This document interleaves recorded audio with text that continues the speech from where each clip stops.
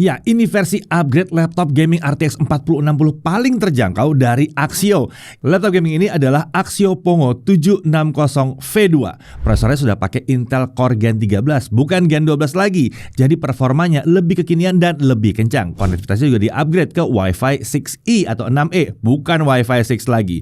Untuk RAM langsung 16GB dual channel, jadi langsung siap pakai, langsung kencang dan tentunya masih bisa di-upgrade. Bisa pasang 2 SSD juga, jadi kapasitasnya bisa dibuat besar sekali. Layar IPS 144Hz 100% sRGB juga masih ada di sini. Jadi siap untuk editing atau main game kompetitif. Harganya tenang, yang satu ini masih tetap terjangkau seperti versi pertamanya di 16 jutaan. Ya, Axio Pongo 760 versi pertama memang menjadi pilihan yang menarik ya saat itu ya, karena menawarkan performa yang kencang dengan RTX 4060, tapi harganya masih relatif terjangkau. Nah, pertanyaannya, apakah Pongo 760 V2 ini tetap menarik juga? Nah, kita langsung mulai pembahasannya dari spesifikasi utamanya. Untuk prosesor, dia pakai Intel Core i7 13620H, pabrikasinya Intel 7. Base powernya 45 watt. Dia punya 10 core 16 thread yang terdiri dari 6 performance core dan 4 efficient core. Intel Smart Cache-nya lumayan besar di 24 MB. Integrated grafisnya pakai Intel UHD Graphics dengan 64 execution unit. Untuk memori atau RAM-nya pakai 16 GB DDR4 3200 MHz langsung dual channel. Laptop game ini juga menggunakan RAM SODIMM ya, jadi kita masih bisa upgrade kalau terasa kurang besar. Menurut Axio, maksimumnya itu kita bisa upgrade sampai 64 GB.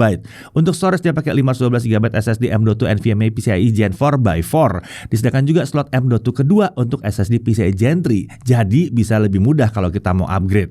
Menurut Axio, masing-masing slot itu mendukung kapasitas SSD hingga 2 TB. Jadi kita bisa pasang sampai 4 TB di sini. Untuk discrete graphics dia pakai Nvidia GeForce RTX 4060 laptop GPU dengan VRAM 8 GB GDDR6. Nilai maksimum TGP-nya adalah 100 watt, jadi masih sesuai dengan standar Nvidia. Sementara untuk kemampuan AI-nya ini bisa mencapai 233 TOPS dan juga sudah mendukung fitur tertentu dari DLSS 4. Untuk batas connectivity-nya dia menggunakan modul Intel yang sudah support Wi-Fi 6E Gigabit Wi-Fi dan juga Bluetooth versi 5.3. Kapasitas baterainya ada di 54 Wh. Untuk OS dia pakai Windows 11 Pro. Nah, kalau untuk body ya, form factor-nya adalah clamshell atau laptop klasik ya. Materialnya itu metal untuk punggung layar dan polikarbonat untuk bagian body lainnya. Untuk warna itu abu-abu untuk punggung layar dan area sekitar tombol keyboard. Lalu hitam untuk bingkai layar dan penutup bawah laptop. Untuk desain Pongo 760 V2 ini tampaknya masih menggunakan sasis body yang sama seperti versi pertama. Jadi penampilannya nyaris nggak ada beda.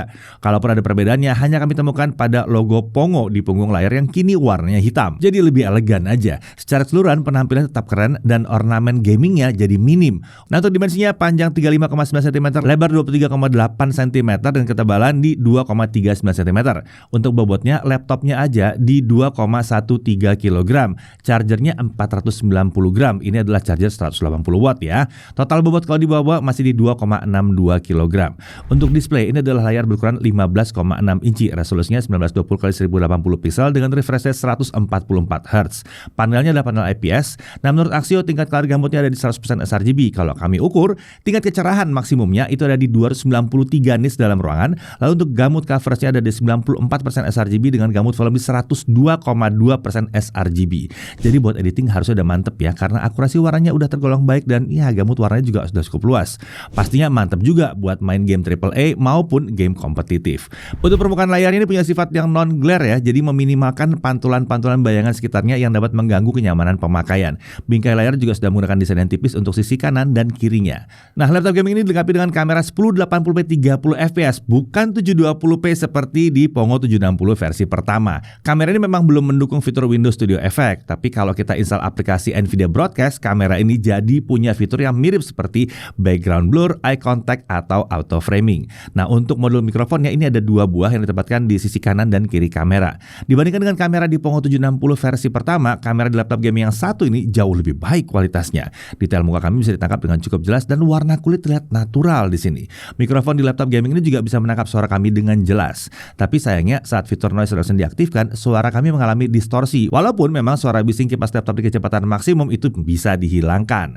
Nah, kita bisa matikan fitur noise reduction di aplikasi Sound Blaster Studio kalau mau suara kita terdengar lebih natural. Ya, jadi seperti inilah kemampuan kamera dan mikrofon laptop Axio Pongo yang satu ini. Jadi gimana nih kualitasnya? Oke atau enggak? Ya, jadi seperti inilah kemampuan noise cancellation laptop Axio Pongo yang satu ini. Jadi gimana nih? Suara kipas di kecepatan 100%-nya masih masuk ke mikrofon atau enggak? Oke, laptop ini dilengkapi dengan 2 buah speaker dengan lubang keluaran suara menghadap ke bawah. Kita dapat mengatur profil suara dan equalizer di aplikasi Sound Blaster Studio. Di kelas harganya, speaker ini bisa dibilang lantang suaranya, sementara untuk kualitasnya udah lumayan oke sih. Untuk konektor, di sebelah kiri ada satu USB 3.2 Gen 1, satu USB 2.0, ada satu 3,5 mm mikrofon jack, ada satu 3,5 mm audio combo jack. Lalu di sebelah kanan ada satu micro SD card reader, ada satu USB 3.2 Gen 2 yang Type-C, dan ada 1 GB Ethernet. Di sisi belakang ada satu USB 3.2 Gen 2 Type-C, satu HDMI, satu mini DisplayPort, dan satu DC-in. Untuk keyboard sebenarnya nggak ada yang baru atau istimewa di sini karena desain dan tata letak tombolnya masih mirip seperti Pongo 760 versi pertama. Saat kami coba, tombol keyboard terasa empuk dan solid saat ditekan dengan feedback yang terasa cepat. Tombol-tombol juga tidak menimbulkan bunyi-bunyi yang mengganggu saat digunakan. Untuk backlit, keyboard ini dilengkapi dengan lampu RGB 1 zona warna dengan 4 tingkat kecerahan dan 15 pilihan warna. Kita bisa mengatur warna dan tingkat kecerahannya melalui aplikasi Control Center. Kita juga bisa mengatur tingkat kecerahan atau matikan backlit dengan tombol di area numpad. Nah, untuk area touchpad ini ukurannya 12 x 7,3 cm dengan posisi yang memang tidak sejajar dengan tombol spacebar. Untungnya hanya sedikit bagian telapak tangan yang masuk ke area touchpad saat kita sedang mengetik. Jadi tidak terlalu mengganggu kenyamanan saat mengetik. Nah, saat dicoba, jari kami itu masih dapat bergerak dengan lancar ya, dengan mulus di atas permukaan touchpad walaupun ini hanya menggunakan bahan plastik saja. Sementara untuk klik kiri dan klik kanannya terasa sedikit berat saat ditekan. Oke, untuk cooling sistemnya, laptop ini menggunakan sistem pendingin dengan 5 buah heat pipe dan 2 buah kipas. Untuk lubang pembuangan udara panasnya ada 4 titik, 1 ke kanan, 1 ke kiri, dan 2 ke arah belakang. Sekarang kita masuk ke aspek performa. Profil performa yang disediakan adalah Performance, Entertainment, nah ini mode defaultnya ya, Quiet, dan Power Saving. Disediakan juga opsi pengaturan kecepatan kipas dengan pilihan Automatic, Maksimum, dan Custom. Perlu diperhatikan, kami akan menggunakan kecepatan kipas maksimum untuk seluruh pengujian kali ini. Oh ya, sebelum masuk ke pengujian yang biasa, kita lihat dulu beda performa prosesor Pongo 760 versi pertama dan versi kedua dengan Cinebench R15. Kami menggunakan Cinebench R15 karena pengujian Pongo 760 versi pertama pakai benchmark yang itu ya. Kita bukan pakai R23 pada saat itu. Oke, kita lihat untuk yang di versi awal kita mendapatkan 2267 poin, sementara untuk yang baru ini kita mendapatkan di 2463 poin. Jadi terlihat ya, prosesor di Pongo 760 versi kedua ini lebih kencang sekitar 8,6% dibandingkan versi pertama. Sekarang kita lanjut ke pengujian Cinebench R23. Di stabilitas selama setengah jam, skor tertinggi yang dicapai adalah 12.814 poin di mode Entertainment dan 15.763 poin di mode Performance. Sementara skor yang dapat dipertahankan adalah 11.700 sampai 11.800 poin di mode Entertainment. Di mode Performance kita bisa mendapatkan 14.400 hingga 14.500 poin. Nah, untuk suhu kerja pada saat melakukan Cinebench R23 stability test selama setengah jam, di mode Entertainment suhu prosesor dapat dikendalikan di bawah 70 derajat Celcius dengan sesekali aja ada lompatan ke 80 derajat Celcius. Sementara di mode Performance, suhu prosesor terlihat berada di kisaran 93 sampai 94 derajat Celcius dengan sesekali aja ada lompatan ya. Tapi tenang, kita nggak pakai Cinebench buat kerjaan sehari-hari ya.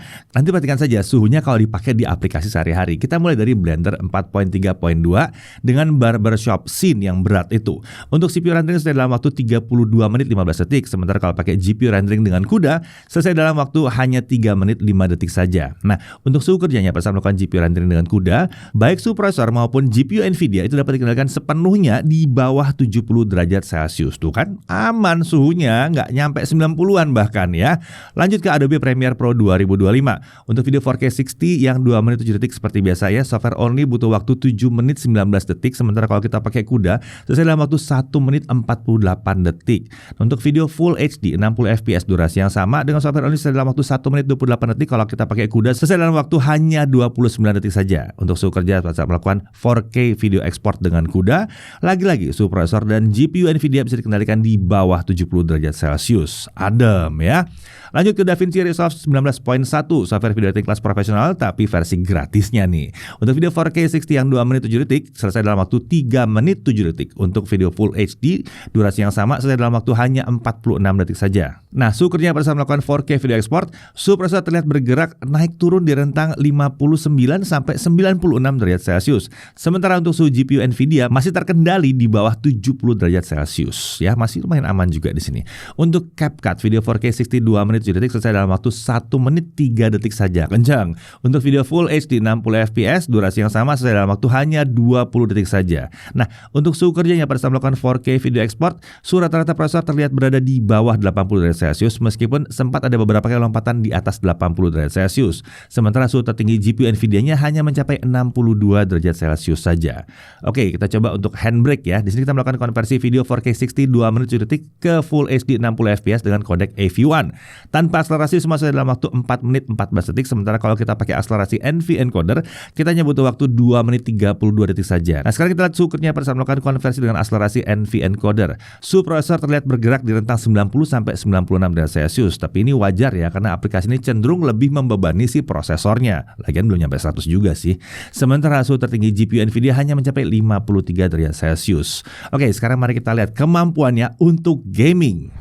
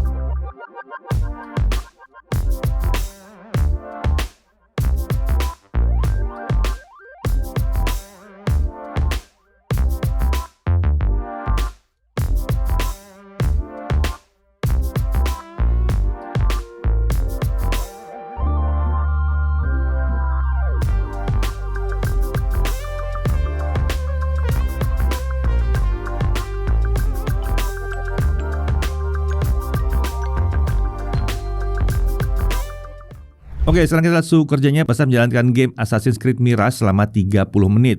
Untuk prosesor terlihat bergerak naik turun di rentang 88 sampai 98 derajat Celcius, sementara GPU Nvidia-nya masih berada di bawah 85 derajat Celcius. Tapi tenang, suhu seperti ini kan terjadi kalau kita pakai mode performance. Kalau kita pakai mode entertainment, suhu prosesornya akan turun ke kisaran 77 sampai 81 derajat Celcius dan GPU Nvidia-nya ada di bawah 76 derajat Celcius. Oke, sekarang kita lihat suhu permukaan body selama setengah jam mainkan game yang terakhir ini. Untuk area keyboard, area paling panas ditemukan di tombol F10 dengan suhu di kisaran 49 derajat Celcius. Untuk area tengah keyboard juga kami menemukan ada yang suhunya mencapai 46 derajat Celcius. Sementara untuk area WASD suhunya aman di kisaran 34 sampai 35 derajat Celcius. Untuk palm rest itu area kiri suhunya aman di bawah 35 derajat Celcius. Kalau area kanan ada bagian yang suhunya 39 derajat Celcius dan ada yang di bawah 35 derajat Celcius. Sekarang mari kita tes kecepatan SSD-nya. Dengan kristal Disma kita dapatkan bahwa kecepatan bacanya ada di 5554 MB per second dan tulis di 4812 MB per second. Untuk laptop gaming kelas belasan juta rupiah, SSD yang satu ini udah tergolong kenceng sebetulnya ya. Lanjut untuk daya tahan baterainya. Kita pakai baterai di 150 nits dengan volume suara di 25% dan layar di Full HD 144 Hz. Untuk 1080p local video playback di mode entertainment, baterai habis setelah 4 jam 20 menit. Di mode power saving, nah ini lucu ya, bisa bertahan sampai 7 jam 46 menit. Jadi terlihat ya, kalau kalian aktivitasnya ringan yang ngetik-ngetik gitu ya dan butuh baterai yang irit, gunakan mode power saving. Oke, sekarang kita lihat kecepatan chargingnya. Setengah jam pertama baterai terisi di 35%, sementara dari kosong sampai penuh butuh waktu 2 jam 41 menit. Ini sedikit lebih lambat daripada harapan kami yang ya biasanya kita berharap di 2 jam ya. Nah, tapi kalau diperhatikan sebenarnya baterai sudah terisi 94% dalam waktu 2 jam saja. Sisa 6%-nya itu yang butuh waktu 41 menit. Nah, untuk harganya ya, laptop ini dijual di 16.699.000, tapi itu harga resminya. Coba deh kalian cek sendiri, harganya dapat berapa apa nih ya di toko-toko online itu ya? Tulis di kolom komentar, oke? Nah, untuk garansi dia dapat 3 tahun dari Aksio Indonesia untuk layanan perbaikan dan suku cadangnya. Tentunya garansi tersebut juga mencakup ADP Ekstra selama 1 tahun. Garansi ADP Ekstra tersebut akan mengcover berbagai kerusakan diakibatkan oleh kelalaian pengguna seperti ketumpahan cairan, nggak sengaja jatuh, korsleting listrik, bencana alam, dan masih banyak lagi. Menariknya, ADP Ekstra ini juga mengcover kerugian akibat tindak kejahatan seperti pencurian misalnya. Menariknya lagi, Aksio menjanjikan proses klaim ADP-nya akan mudah dan dapat dilakukan di 184 service center yang tersebar di seluruh Indonesia. Nah, Aksio ini juga memiliki layanan same day service, jadi klaim garansinya cepat. Selain itu, kalau proses servis yang melebihi 6 jam, Aksio akan meminjamkan laptop pengganti. Ya, jadi kalau ada kerjaan ya tetap bisa jalan terus. Oke, kita masuk dalam hal yang perlu diperhatikan. Pertama, suhu prosesornya agak tinggi di mode performance pada aplikasi tertentu. Nah, tapi ini masih bisa diakalin ya dengan menggunakan mode entertainment supaya suhunya jadi lebih terkendali. Kalaupun mau pakai mode performance, sebaiknya gunakan di ruangan ber-AC ya. Kemudian daya tahan baterainya agak kurang cocok untuk aktivitas mobile seharian tanpa bawa charger. Tapi lagi-lagi ini sebenarnya wajar untuk sebuah laptop gaming. Lalu, belum ada bonus Microsoft Office. Cuma tenang aja ya, Aksio tuh selalu menyertakan LibreOffice dalam laptopnya yang fungsinya mirip seperti Microsoft Office. Kita juga masih bisa install Microsoft Office kok, tapi tentunya setelah kita beli ya. Nah, dari sisi menariknya, dia menggunakan prosesor Intel yang 10 core seri H. Ini lancar buat multitasking, rendering, ataupun editing. Dan dilengkapi dengan RTX 4060. Ini mulus untuk main game AAA, apalagi kalau cuma game kompetitif, tumpah-tumpah tuh FPS-nya ya. Monitor video 4K itu juga gampang di sini ya, kenceng karena pakai RTX yang satu ini. Lalu RAM-nya 16 GB dual channel dan masih bisa di-upgrade. Bisa pasang 2 SSD M.2, kecepatan kipas bisa diatur, layarnya udah IPS 144Hz 100% sRGB, konektornya lengkap, kameranya udah di-upgrade ke 1080p, garansinya juga panjang 3 tahun, dan ada garansi untuk layanan pengguna termasuk kecurian. Luar biasa. Jadi, Aksio Pongo 760 V2 ini cocoknya untuk siapa? Pastinya yang satu ini akan cocok buat mereka yang lagi ngincar laptop gaming yang harganya masih di belasan juta rupiah, tapi tetap kencang main game AAA terbaru tanpa takut FPS-nya bisa patah-patah ya. Lalu buat yang butuh laptop high performance untuk kerja pastinya cocok juga. Buat video editing 4K 60 lancar banget, apalagi GPU juga udah support video AV1 dan layarnya udah 100% sRGB. Mau dipakai buat desain dan rendering 3D juga masih mantap. Buat programming harusnya kencang nih, apalagi kalau aplikasi codingnya cocok dengan spesifikasi si laptop. Mau dipakai untuk pelajar atau mahasiswa juga cocok nih harusnya ya. Apalagi harganya nggak mahal, garansi 3 tahun dan ada ADP yang juga mengcover kecurian. Jadi tidak memberatkan dari si orang tua yang bayarin. Ya, jadi kalau butuhnya laptop high performance serba bisa, siap pakai dan performanya kekinian buat main game, belajar, atau bekerja, Aksio Pongo 760 V2 ini adalah salah satu pilihan yang menarik di kelas belasan juta rupiah. Saya Didi Irfan, Jakarta TV.